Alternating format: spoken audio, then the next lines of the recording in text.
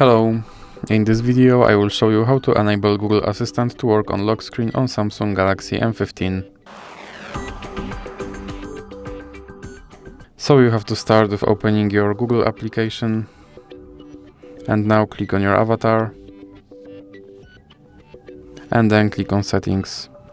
Now click on Google Assistant and here click on Hey Google and voice match. Now you have to enable Hey Google and then click on retrain voice match model. Okay Google, what's the weather tomorrow? Okay Google, set a timer for 5 minutes. Hey Google, make a call. Hey Google, remind me to water my plants every Monday. Now click next, next, more, I agree.